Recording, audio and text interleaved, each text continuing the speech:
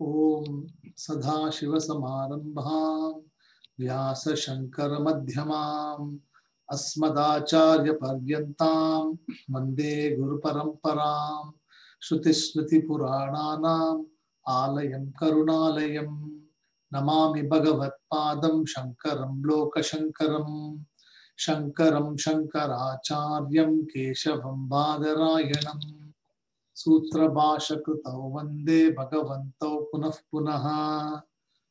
ओम सहना भवतु सहनौ भुनक्तु सह वीर्यं करवावहै तेजस्विनावधीतमस्तु मा विद्विषावहै। ओम शांति शांति शांति।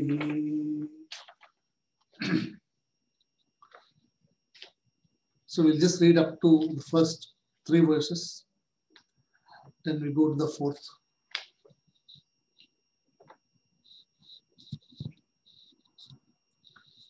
नित्यानंद सुखं पदं सुविमलं प्राप्तुं समीहायुताः सर्वे जन्मभृतः सदा व्यसनिनः तत्स्थान सम्मार्गणे एवं सत्यपि साध्य साधन युगं सम्यं न जानन्ति ते न प्राप्ता अधुनापि सौख्य पदवी स्वाभीष्टरूपां यतः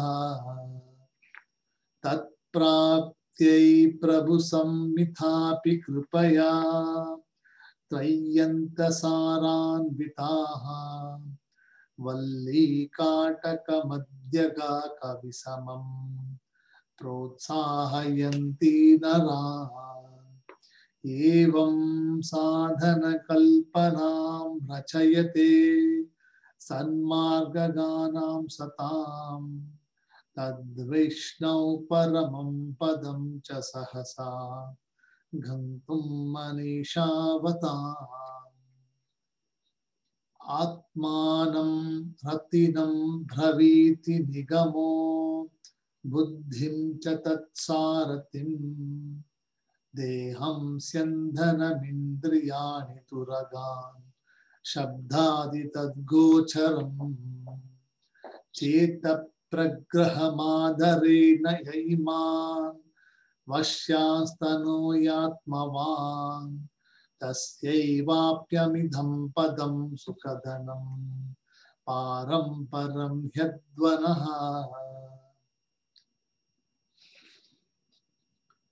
प्राप्यं तत्परं सुखं हि मुनयो प्राप्यं तत्परं सुखं हि मुनयो मोक्षं समाचक्षते जीवेशान जगदीश्वरहितं जीवेशान जगदीश्वरेहरहितं ज्ञानैकसाध्यं ध्रुवम् येनात्मन्यतिरोहितः स्वमहिमान् आनन्दात्मको भासते मिथ्याध्यासमितश्च येन गलति ज्ञानं तदेवामलम्।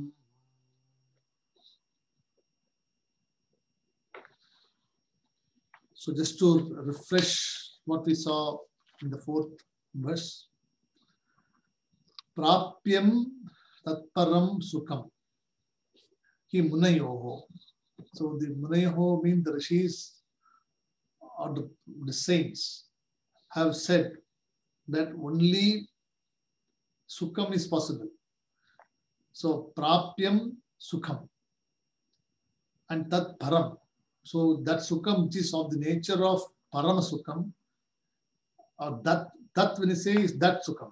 So that sukham, that ananda which we are seeking for, is possible to be achieved only when moksham is pursued. So moksham has to be understood what moksha is. So in the Purushartha Nishchaya class, the beginning fundamental class, we discussed that the person should have moksham as the primary objective. Other things are all secondary objective. If moksham does not become the primary objective, then everything else gets priority and then this is forgotten, which is what majority of the people are there. Majority of the people are in that category where they give priority for human pursuits, excepting moksha. Moksha is a pursuit. When I say it is something not to be achieved, it is not something to be gained, because moksha is already there. Freedom is already there in us. It is somehow we have a view that we are not free, or we are somehow bound by emotional constraint, physical constraint, financial constraints. So many things are there in our relationship, which are there, which are binding us. Once we understand these things do not last long, then moksham is understood very clearly. So once you have that objective, then it is easy. That's what it says here. Prapyam tat paramam sukham. So it is only possible by understanding moksha. That is what the Munayoho has said, or the saints have said before. Right? And samachakshate. So very clearly said. It's not that it has been said just like that. It has been very, very clearly articulated in all the Shastram, in all the Vedas, that there is no doubt. There cannot be any doubt. It is like, if we have our eyes, can we ever doubt our eyes? We never doubt the eyes, correct? We always believe the eyes is correct. We only doubt the eyes when we feel that the object is not clear, then we start doubting the eyes. We never go with the assumption that I have a very bad eye. You always go with the assumption that I have good eyesight, I will be able to see. Or if you don't have good eyesight, like Dhritarashtra didn't have a good eyesight, he had the uncanny ability for listening and for understanding. His brain was working. So there always, like in Mahabharata also, the Gandhari was blind. I mean, she chose to be blind by not seeing. She can't see any colors. She cannot see any objects, but she could sense. So, if you have a problem with one of the physical organs of the body, then we trust some other organs of the body for our existence. Right? So, a blind person also lives in the world. A person who cannot talk also lives in the world. A person who cannot walk also lives in this world. Right? So everybody lives in the world depending upon their ability, and that's what it says here. So moksham has to be understood very clearly, and then Jiva Ishana Jagadishwar Rahitam. That means the Vedaha or the Jiva Ishaha. So Jiva means the physical body maintenance complex, which is us. Then Ishaha means the Ishvara.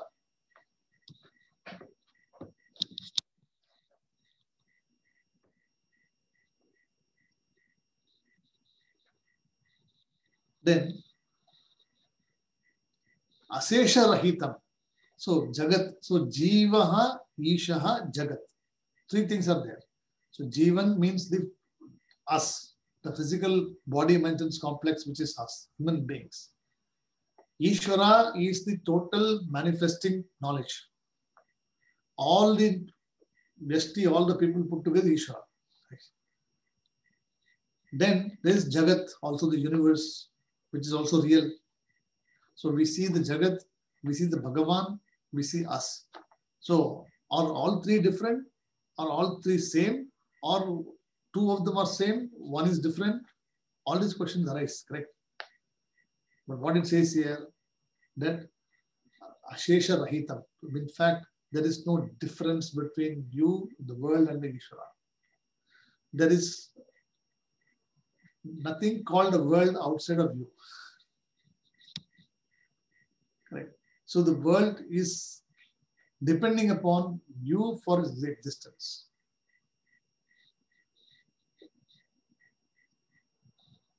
The objective universe we see here, it is nothing but a manifestation of thought. Only the thoughts which are arising give rise to objective world. If there are no thoughts, then is there a world? There's no world. Because right now in the waking state, we have a world. We see all of us in the class. We are able to hear different things. We are able to sense, perceive, touch. All of them are happening same time. Okay? So the world is real at the moment because the thoughts are there, and thoughts give rise to the objective world. But what it says here is that same way Bhagavan also is seen as an object only because the thoughts are coming there. In reality, there is no difference between Jiva, Ishvara, and Jagat. There's only one. There's no three. That's what it says here. Jiva, Ishana, Jagadishvara, Rahitam. So Rahitam means what? Without. Sahitam means with. So Rahitam means that which is without differences. So when you say differences, we have Sajatiya Beda, Vijatiya Beda, Swagata Beda. So Swagatam means what? Swa means one's own self or one's own physical body. So our physical body is made of multiple parts. Each of the parts are different from each other. There is not one single part which is same. Every part is unique, correct? Every part is unique. No particular part is repeated. Even the power left eye, right eye is different. Even the hearing power is also different from left eye right to right side. Power also, everything is different. So within the, so Swagata Veda means what? Within the body also there is a difference. Then Sajati Veda, among human beings also there is differences. One is male, another female, transgender. We have, so many things are there. So there are different things are there, and they are all also differences within the human race. So Sajati Veda. So Jati means what? Jati means human jati. So Sajati. So within the jati itself differences are there. Then Vijati means what? Outside the jati of human beings, there are differences. Like we are different from the monkeys. Right? We are different from the trees. Trees are different from the monkeys. So there are all differences among them. So there are 840,000 species in the universe, and they are all unique species. No one species is duplicated. See the creativity of the Bhagavan. Not one species, even if it is a fish, there will be a difference in the fish also. Even though a category called fish, we say, the fish itself is different. Every fish is different. They live in different, climatic conditions. They have a different way of functioning. All of them intelligence, everything is different. That's why it's called Vijati Veda. But here what it says here, Jiva Ishaha Jagadishvara Rahitam. That means this difference also is not there in the Srishti, the creation. So in reality, this happiness can be arrived or achieved only when you resolve the differences between Jiva, Ishvara, and Jagat. As long as we have the view that I am a small person, I am only a Jiva, I am a limited person, I am an individual. I am different from the universe, so this universe is actually different from me. So what do you feel? That this universe is actually responsible for my problems. The people here representing here, they are all helping me or not helping me, and I'm depending on them for my existence. So you become dependent. When you become dependent, what happens to you? You become very sad. Sorrow comes to you naturally. So whenever you become somebody, naturally you are indebted to them. Somehow or the other. You should be free. That's what it says here. First step is to identify that you are not different from the universe because you belong to the universe. You are not outside of the universe. So the first step is to place ourselves from this position into the universe, saying that I am non-separate from Jagat. First lesson. I am non-separate from the universe. I am part of the universe. So when I am part of something, that cannot hurt me. How can something which belongs to me can hurt me? It cannot hurt me, or it should not hurt me. So this is the first, concept of moving from being just alone yourself and suffering alone yourself into merging with the world. Saying that I am actually part of this universe. Everything is Bhagavan's creation. I'm also Bhagavan's creation. She's also Bhagavan's creation. Plant is Bhagavan's creation. Everybody is Bhagavan's creation. I'm also part of that. So when you become part of something, then you do not feel the pain. It is like, when you sitting outside and somebody is eating gulab jamun, etc. in the hotel there, and you feel that, oh my God, I wish I was there. It doesn't take time. When you go there, you forget all the sorrows which are there and you enjoy. Same way here also, you start enjoying the company of the universe and you become part of the universe. First step. Second thing, what you do, after you have resolved your identity with the universe, understand that the universe is Bhagavan's creation. It is the power of the Bhagavan through the Maya Shakti by which the object comes into existence. So the universe does not exist independently outside of the Bhagavan, correct? The universe doesn't exist independently outside of the Bhagavan because the universe is actually just inert matter. Yes, we are also inert matter. Universe is inert matter. Jadaha, Achetanam we call it, or insentient we call it. So then what do you do? Oh, so this universe also depending upon the Bhagavan. So the universe and the Bhagavan are connected, correct? So you and Bhagavan becomes connected. Okay. So you develop the concept of becoming one with the Bhagavan, understanding the power of Ishvara, respecting Ishvara for its Srishti and creation and its power, correct? So you develop the Shraddha. Some of the Bhakti comes into picture. Later on, he says, Jnanaika Sadhyam Dhruvam. See the next one. So these three can be, you can be along these three. You can oscillate between being alone, just by yourself, and crying for yourself, or you can become merged with the universe and you can jointly cry together, saying that all of us are suffering together. Let's be all together. Then understanding Bhagavan as this is Bhagavan Prasada. So I'm just, is part of that. So these three can be achieved. But finally, to resolve even the Bhagavan also, that you need Jnanam. So without Jnanam, you cannot go anywhere. You can be there for as long as you want. You can be in the same status. Like all the Bhakti, all different philosophies, what they do, they all prepare you for the right type of knowledge. Bhakti alone will not give you Jnanam. Neither any karma will give you Jnanam. All these are sadhanam. Correct? But what it says here, Jnanam eka sadhanam. Jnanaika sadhanam. So there is no other sadhanam, there is no other means other than Jnanam. So without knowledge of who you are, this is not possible at all. So Dhruvam means what? It is eternal. It is indeed external. Right? Eternal knowledge is called Dhruvam here. Okay.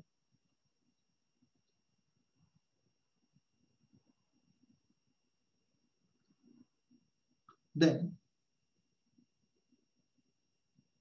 Yena Atmanya Atirohitaha. So, Yena means what? this knowledge or by that knowledge. Atmani atirohitaha. So, see, atirohati means that which is removed, the ignorance, removal of ignorance from one's own understanding. So you remove the ignorance about yourself by merging with the universe. Then you merge with the Bhagavan. Finally, you merge with the Bhagavan. Understanding this Bhagavan which is there is none other than consciousness represented by the Upadhi's manifesting medium. Right? So the consciousness which is manifested through an Upadhi, through the different species, is Ishvara. Okay. But what he says here, Jiva Ishaha Jagat Rahitam. So in reality, there is nothing called Jiva, there is nothing called Jagat, there is nothing called Ishvara. It is only consciousness, only Jnana. That is where you have to get there. And that is where the objective is to the moksha. Right? That is where Anandam is there, Tatparam Sukham. That's where Anandam is there. So if you search for Ananda, anything else, everywhere else, you are not able to be find. You can't find it. So, Yena Atmanya Atirohitaha. So Atirohiti means the removal of one's own ignorance from or becoming free from the Maya aspect. Atirohitaha. And what does it do? This jnana. So, Yena Atmani means that knowledge is the one which will remove. There's no other thing will remove. Then, Swamahima. So, Swamahima means what? That which is of the nature of higher order. So, that which is higher than anything else, Swamahima. So, Mahima means greatness. And Swamahima means one's own greatness or knowledge of the greatness achieved through the knowledge. So, you have to add that word. Swamahima is equal to Atmani. Atmani means the knowledge of the self will rise, will lift you above anything else. So you'll have to really climb up for knowledge is superior. Other things are inferior. Right? So once you climb to that level, once you achieve that level, what does it do? Anandam bhasate. Anandmako bhasate. Correct? So then you will realize Anandam. Bhasate means what shines. Anandam shines. So Anandam is already there. It's not shining because it is covered by ignorance. So when it is just like, when you go to go through a forest or some trail walking, you go there and you happen to see, you're very hungry, you're very thirsty, and you happen to see a muddy pond of water. So initially when you look at it, you feel that this water is not good. It is very dirty. It's very, very dirty. But you are thirsty. You want Ananda. You want to drink water because otherwise you can't survive. So what do? Somehow or other you make an effort. Correct? So you use intelligence. That maybe there is clear water underneath the layer of mud. So what do? You first go down there, get down to that level, despite you are not liking it, making an effort. Then you use your hand to wade out. Do once, do twice, do 3 times. Again the dirt comes, but finally you keep doing again and again. Finally you can see your own face. Right? So when the dirt is removed, there is clear water underneath. But the water is the particular water is hidden because of the layer of dirt which is sitting on top of it. But when you remove that particular dirt, then when you look into it, you will see yourself, your face there, which is the same face as what is there. That's what it says here. And then you drink the water is Ananda. Same thing says here that Yena Atmani Atirohitaha. So Mahimanam, through one's own greatness, one's own effort, Anandam Basate, Anandmako Basate. Means this Ananda is very clear. Ananda Atmakaha means Anandmako means Ananda Atmakaha. So that which is of the nature of Ananda is being revealed. Basate means shines. Also what it reveals, Mithya Adhyasam Atishcha. Mithya Adhyasam. So what is Mithya? Adhyasamiti. So Mithya means that which is not the truth. It appears to be the truth, but is not the truth. Example, the wave and the water.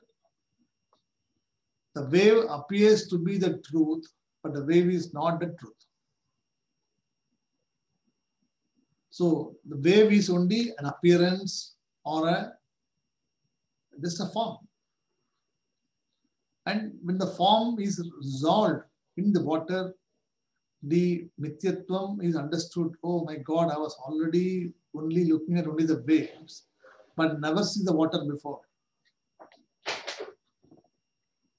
So it is like, when you deal with people also, if you always see the bad quality in the person, you always see when a person comes, you always have an opinion.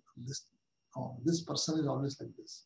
So when you have an opinion like this, or when you have a premonition like this, you will never be able to see the goodness in the person. Whatever may be the person trying to say to you, the person may be a changed person, but your previous raga dveshas which are sitting there will deter you from developing that opinion. It will never give you a second chance because the previous thoughts come to you and they become very hardened. And you use the same knowledge to judge now the current scenario also, without giving a chance for the person to say, have you changed? You don't even listen, right? So what it says here is that the mithya means that particular thing which is there, it seems to be like this, is not a truth.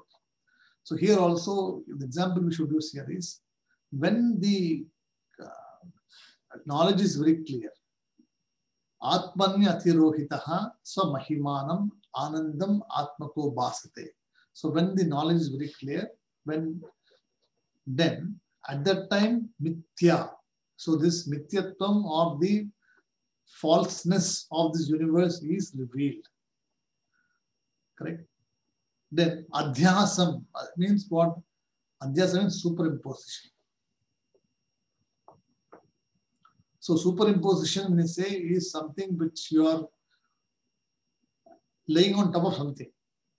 It is like the snake and the rope, where the rope was just an ordinary rope, which is nothing was there. But somehow the snake was superimposed by the person in dim light. So the snake now appeared to be the Satyam. Correct? But when the knowledge came, or when the light was fully, when the flashlight came directly there, he was able to see there was no snake. Then what did he do? Knowledge rise, correct? Knowledge has come, and in the wake of the knowledge, the falseness of the snake disappeared. So there was no snake in the beginning. Same thing says here, what? Mithya adhyasam. So mithya means what? The snake. The snake adhyasam means that which is superimposed on the rope is removed. Yena galati. Correct? So galati means that which is destroyed or that which is resolved. So galati. Yena galati.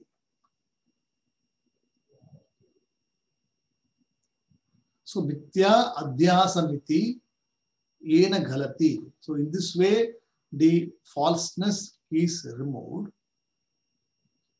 Then what happens? Jnanam tad eva amalam. So then what? Then only jnanam remains, correct? So that once you resolve the adhyasam and you resolve the mityatvam, what remains is this jnanam, this knowledge. See, next time when you see a rope, you will never see a snake again, correct? Will you see again? You will not. Because once jnanam comes, you will not make the same mistake again. You can make some other mistake. You can see some other, say, not a snake, some other object can move and you can think something else. Till you resolve that knowledge, then that will also disappear. So what it says here, when jnanam rises, after that, you do not have any more falseness because that is removed. You are very clear about a perception. Somebody tells there's a snake there. No, there's no snake there. Are you sure about it? Yes, I'm absolutely sure about it. Why? Because there was no snake there before. I can tell you there's no snake. How do you prove? I know. You do not say anything, right? What do you say? I know there is no snake. But if you say, maybe there is a snake, let's go and check together. That means there's a doubt coming, right? So when doubt comes, means the knowledge is not very firm. But when knowledge is very firm, then you would say dismissed. So galati. So nitya adhyasa miti galati. Ena galati. Jnanam tadeva amalam. So that jnanam which is of the nature of amalam. Malam means dirt, impurity. And amalam means what? That which is got no impurity. So impurity, when you say it is not dirt, it is actually with some attributes, some gunas, or something which is different, which shows to be different. So that is called pure knowledge or clear knowledge or unassailable knowledge. Is it clear? So what is important in this is, first of all, one has to understand what moksha is. Purushartha Nishchayam is very important. Without having Purushartha Nishchayam, usually Vedanta, nothing will happen. Nothing will work. Because that is why we always teach the first thing is Purushartha Nishchayam. What is Artha? What is Kama? What is Dharma? What is Moksha? So you have to understand all these things are important and each of them have to be given weightage. How important is Artha for you? When you're starting your initial life, when you're very young, Artha is important. Moksha is not important for you because you are starting your life. If you ask 18-year-old boy, do you want moksha? He says, no, I don't want moksha. I want to settle in life. I want to enjoy my life. So it is allowed. But when you're a 60-year-old man or 70-year-old man, what do you want moksha? No, I don't want moksha. I want still property. I want still dharma. I want to do more kama. Then it is illogical. Because it is not at that age, by this time, you should have realized the fallacies of all of them. You would have realized that these things don't give you happiness. You have enjoyed all of them, but still there is nothing which is giving you permanent happiness. You're still searching for this happiness, correct? That's what Tatrapya Adunapi. So even now people are searching. So it is not that people are not making effort, correct? People are making effort, but they are making effort in the wrong direction, wrong place. So they are not able to get it. But once they shift the attention from that to the right place, then you will be able to get the results. That's what it says here. Prapyam tat param sukham hi munayo moksham samachakshate jiveshana jagadishvare harahitam jnanaika sadhyam dhruvam yenatmanyati rohita swamahiman anandatmako bhasate Nityadhyasamathishchaye nagalati jnanam tadeva malam. Is this verse clear? I think after a long time, maybe 10 days ago, I did something. So hope I made it clear to you. Mama, is it clear? Sir, येन आत्मा अन्यति रहितो ஒன்னு ஒரு ward கூட சொல்றீங்களா? See, yena atmanya atirohitaha. See, the word you have to spell like this.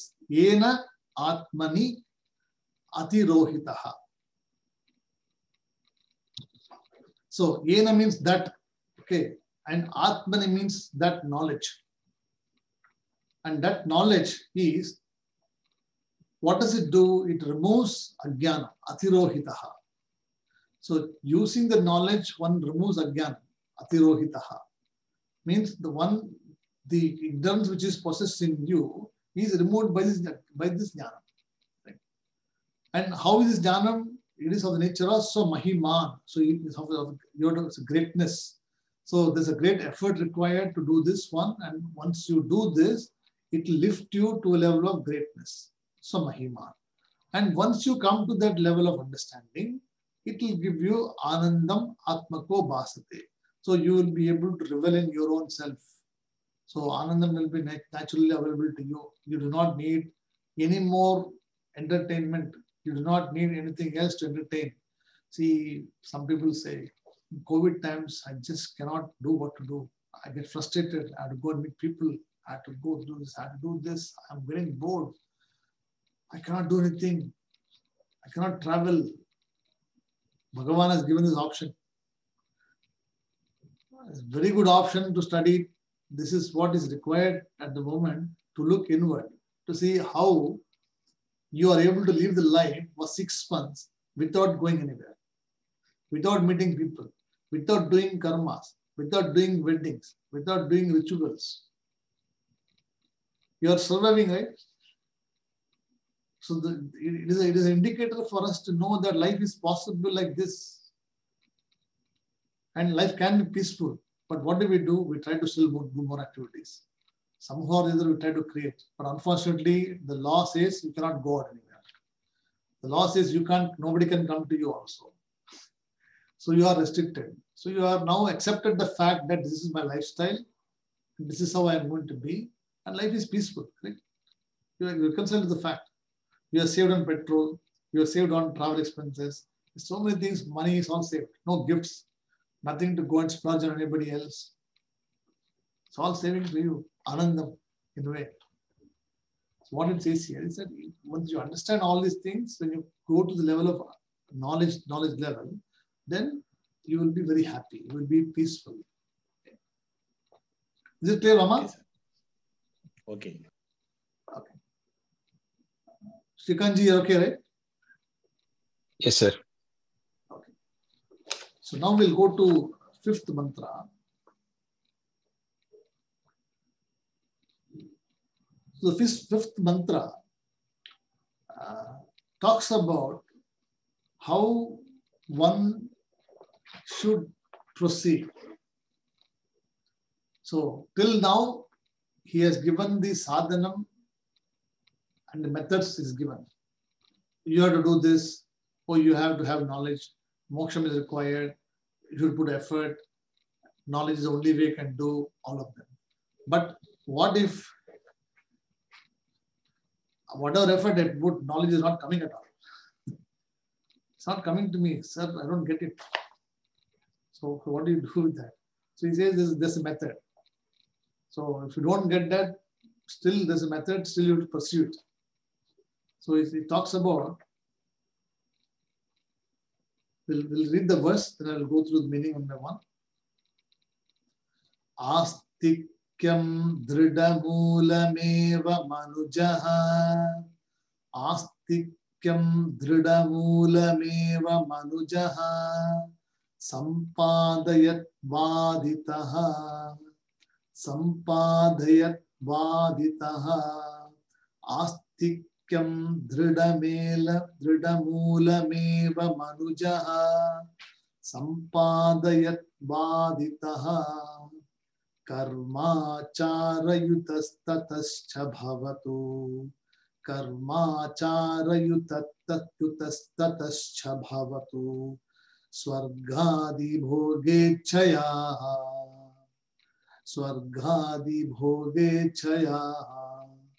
Swargadavapi chakramena gamito. Swargadavapi chakramena gamito. Nairashaye mastire. Nairashaye me vastire. Nitya nitya vicharane swadikritam. Nitya nitya vicharane swadikritam. Tastvam samam vinchatu. Tattvam samam vinchatu. So, first one is called astikyam. Astikaha na astikaha. So astikaha means what? Astikyam means being a pious person, having respect for the Bhagavan, having trust in the Bhagavan.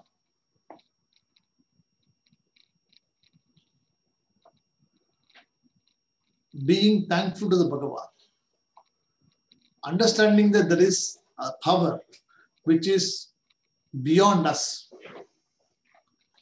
There is a power, there is something which is to be understood, and that is called reverence, pious, all words, called astikyam. Another word called shraddha. Shraddha means faith. So a person who's astikyam has got faith. Nastikaha means what? Na astikaha. So astikam, na astikaha means he is not a astikya, it's called nastikya. So nastikam. So nastikam means what? Those people believe in, don't in anything. They don't believe that there is a creation, there is a Bhagavan, there is Veda, there is Guru, etc. Right? So nastikaha.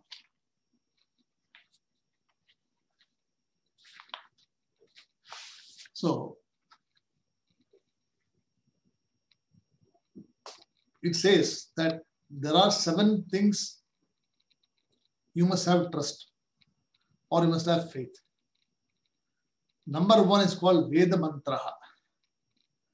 You must have trust or faith, Shraddha in the Veda Mantra. So the Veda Mantra means the mantras which are chanted by the people. It has got some meaning, it has got some reverence. Like the one we are chanting now has got a meaning. It has got a purpose. People do not write like this just because they want to write something. Because people they're not, they had some vision. They had some interest. Even when we write something, we do not write something. We always have a purpose of writing something. If you want to write a poem also, you write the poem with the meaning of what you want to write. So everything has got a meaning. That's what's called Veda Mantra is number 1. The second thing is having trust in the sacred rivers. Sacred rivers like Ganga, Yamuna, Saraswati, Narmade, Sindhu, Kaveri. All of them, they are celestial rivers. And each of the rivers, they have a particular significance. And they are called Jiva Nadis. I mean, they are called, those rivers don't actually never get dry. They're always full of water. So when you say dry means what? You are dried up. Your knowledge is dried up. You become now not able to do anything more. But your knowledge is always flowing. What do you say? Ganga, Pravaham, right? So Pravaha, when you say means what? Water, right? So Pravaha means the constant flow of water is called Pravaham. So Ganga is also called Pravaham. All Ganguna, Ganga, Yamuna, Saraswati, Narmada, Sindhu, Kaveri, all of them, they are all celestial rivers and they keep flowing all the time. And these are the one which keeps the civilization active. So they connect different civilizations, different people, and it gives them livelihood for them to succeed. Right? So if these rivers are not there, imagine Ganges is not in this country, supposing Yamuna is not in this country. What will happen? All the people living on the banks who are getting fed there, they'll all become, there's no growth anymore. So these are required. So you must have trust in this. So you should have Shraddha. Astikyam is required. Then third, you must have faith in the Brahmana or the Brahmana who comes to your house for doing rituals. See, now the author is actually trying to tell you what are the qualities one should have for becoming a Mumushu. You must have the Astikyam Buddhi. Astikyam means having trust, Shraddha. So if you don't have Shraddha, you cannot go anywhere. So trust is very important, correct? You need to have faith. You have to trust somebody. See, simple example. If you don't trust your wife in your cooking, what do? You'll have to do yourself. You trust. See, what if you tell her what will happen? See, I don't trust your cooking. So, okay, for tomorrow you cook yourself. Free. You can do what you want to do. So that means you do extra work. And you do not know whether you cook or not. You do not have trust in yourself, first of all, your cooking ability. So you'll end up with something which is not correct. Correct? It will not work for you. You will have learned the skill of cooking. It will not work for you. So having trust in somebody is very important. Because that's why I say Brahmana. So third thing is Brahmana who is coming to your rituals. He may know, he may not know, it's a different thing. It's not a problem. Okay. When you're employing a Brahmana who comes, you say, it is not your problem because whether he knows mantra or not. You call him and he's supposed to be a Brahmana who knows to some extent.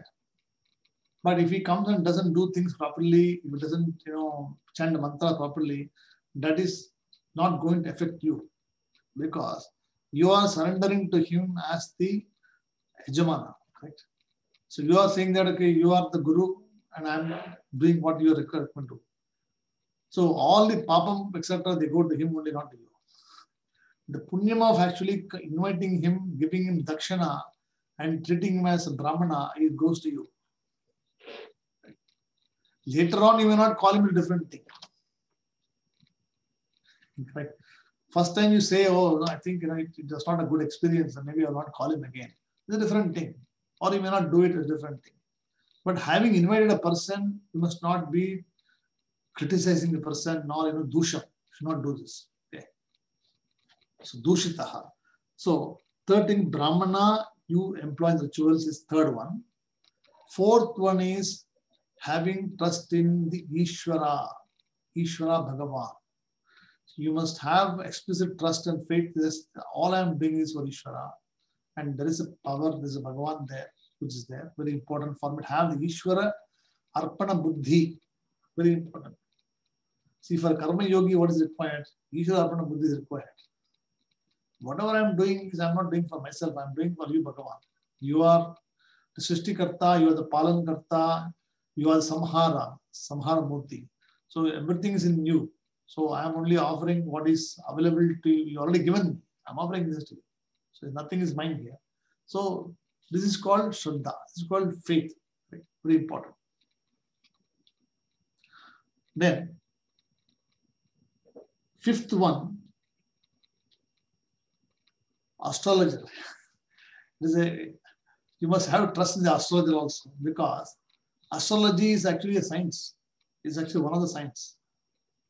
And if you have a good astrologer, he can guide you also. So when you go to the astrologer, what do? You do not go with him as suspect, right? You always go to him saying that you tell me what I should do. Or what is there for me in the future. These are all people who are not yet ready. See, he is talking about here the people who are not ready, who are making effort, who are not reached there, but not very clear. So all these are required for a person who is in the path of studying all these things, is proceeding this. So Astikyam, that one word, indicates these 5. Sixth one is trust in the medicine, Aushadam.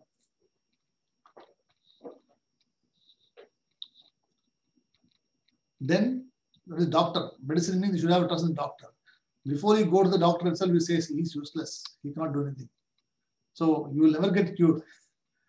You always have trust in the doctor. You always go. You may have 2, 3 doctors, different thing.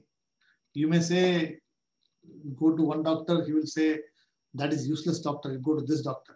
He will say, he's a useless doctor. He doesn't know anything. Come to me. That person will say something different. He said, those 2 people are useless. You have to come to me. So when you don't have trust in any of the doctors, what do? You suffer. So it's better to go with one doctor. Like some people have family doctor for many years. Like I have a family doctor. You just go blindfolded because you surrendered your trust in the doctor. So he knows your family history and he cannot go wrong because he knows everything about you. He has prescribed before you and you recovered well, you responded well. Now suddenly if you go to another doctor, he will ask you all the history. Correct? Like when you go to the bank application, what do they do? They start from scratch, all of them. Correct? So if you have the same banking, it's easy. Okay. So that's what it is. So having trust. Then last is, most important thing is having trust in the Guru. Guru Vakyam, Guru is very important. Having a Guru is one of the most important things. You can never say that I don't want a Guru or I don't need a Guru at all. So there are a lot of people say, see, I really don't need a Guru at all. I can just read a book. See, all these things are available on internet and YouTube and everything else. Why do you need a Guru there? Everything I can self-read. I can read myself. I can, if there's a doubt, I'll go and ask him. On the phone, I'll just give a call. I'll write an email or something. I'll ask him doubts and he'll get clarified. No. Shastram says, no. You got to have a Guru. And a Guru should be a person who is alive. When you are studying Shastram, you should have studied from a person who has been alive, been flesh and blood. You cannot look at a photo and say that this is my Guru and I'm keeping everything and reading like this. Shastram doesn't say this. Shastram doesn't accept it. It says that you should have listened from a Guru, a teacher who has been a student of another Guru. And that Guru should have been another, a student of another Guru before. So the tradition continues and you should trace it back. If the lineage breaks, somebody says, I'm starting a new class, a new theory, something different. Something different, which is more modern, adaptive, something not Vedantic, something different. Never go to the person. You can respect, you can have reverence, you can, say namaskar to the person, but do not follow the teaching of the person because very important. So Shraddha. So Astikyam, that one word, Astikyam includes all these things. So the person is Astikaha. That means having faith. He should have these qualities or he must have this Shraddha. Very important. If you do not have any, one of this, you should develop it. It's not that saying that, oh, I don't have this. I have everything else, I don't have a Guru. So search, look for a teacher. Pray, worship. Then the teacher will come to you. That's what it says here. Okay. So Astikyam, the first word. Okay. Then the second is Drida Moolam Eva. So Drida Moolam means what? Moolam means Vedam or Veda Shastram. So Moola Patanam, say means Veda Patanam. So Moola Patanam, when they say, is Veda Patanam or study of the Vedas. So one should have Shraddha in the Vedas. Drida Moolam. And Dridam means what? Firm. You must not have, see, I may study for some, I do not know. I'll give some time. I'll study for 6 months. I'll give it a go. So it is like you're giving it a go. So this is not giving it a go here. You're not trying here to finding out whether it is useful. You should have trust. Yes, Veda Shastram is there. It is written with rishis. Whether the teacher is eligible or capable of unfolding the vision, different thing. Okay. But you must not suspect that the source itself. You could probably have a vision. You could have some idea about the teacher itself, or it could be a different possible, the method, etc. But he says you must not have trust, mistrust in the Veda itself. So if you mistrust the Veda itself, medicine itself, supposing Aushadam itself, then doctor cannot do anything to you. What can doctor do to you? You don't trust medicine at all. See, when you say, I don't like medicine, I hate medicine. When you fall sick, what will you do? No doctor can come and give you. If the doctor comes and tells you that your eyesight is perfectly okay, but you say what? No, I cannot see.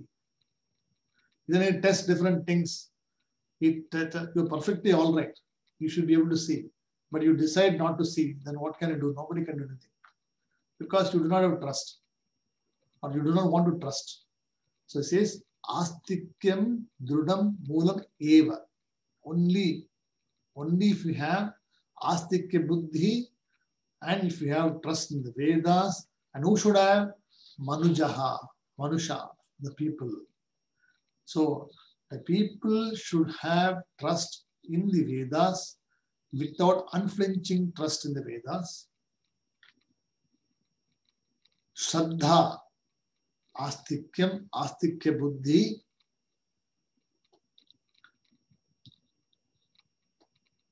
Then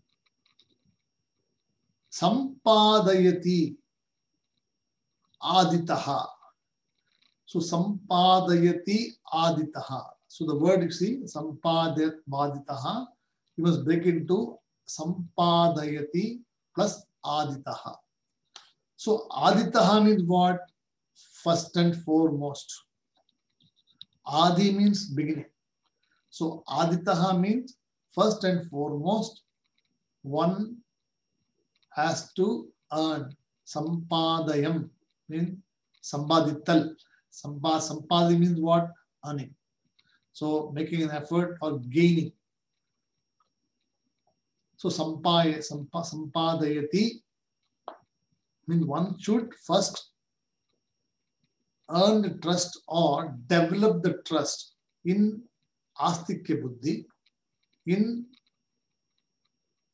Moolam with Dridhanishchayaha. So you must have very, very firm conviction that Veda is the only one which is, I need to know about it and I trust the Vedas.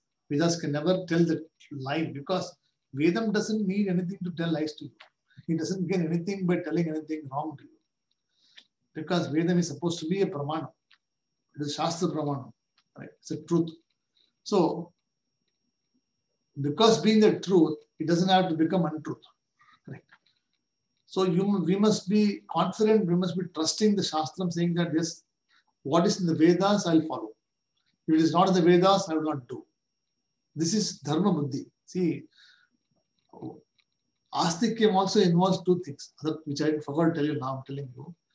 Developing Dharma, Adharma, Vivekaha.